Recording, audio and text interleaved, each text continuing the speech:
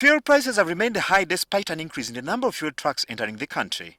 Currently, we have the number passing via Malaba is average around 60 trucks, 60 tankers carrying fuel, and around 80 because at times Busia clears more fuel than Malaba.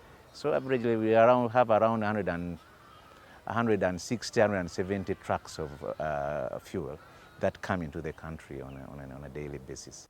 Earlier last month, a new regime of COVID testing requirements targeted at truck drivers led to a major reduction in the number of fuel tankers entering the country, and with it, a sharp jump in pump prices. The situation has since changed, but not for the fuel prices.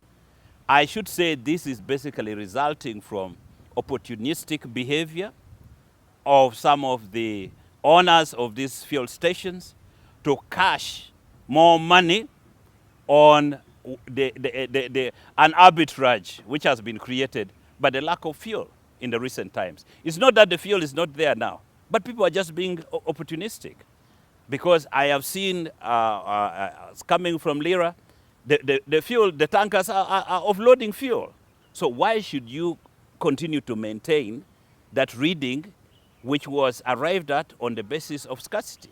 Today, the prices continue to hover above 5,000 shillings at major filling stations, and there are fears that this will have a dampening effect on an already fragile economy. That means if the prices keep on escalating, like it has happened in the recent times, it means that it will affect overall inflationary levels. It means that the prices will go up in every aspect of our lives, whether it's small commodities will be affected by a slight increase in the prices of oil or fuel that we use. Given the importance of fuel to an economy and the fact that Uganda is a landlocked country, there are calls to address this challenge right from the level of policy downwards. There are a number of issues that must be done. One of the things that is done everywhere around the world, even in developed countries, there is what is described as a national oil strategic reserves. Now, recently, the Committee of Parliament, I think of Natural Resources, went and checked at our reserves in Jinja and other places. It was empty. So how in the world do we operate without creating a buffer of our oil reserves for the country?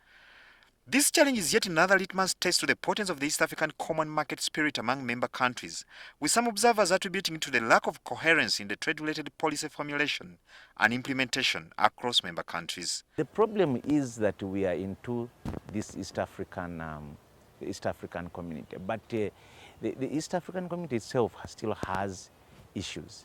We are not, the protocols are not followed.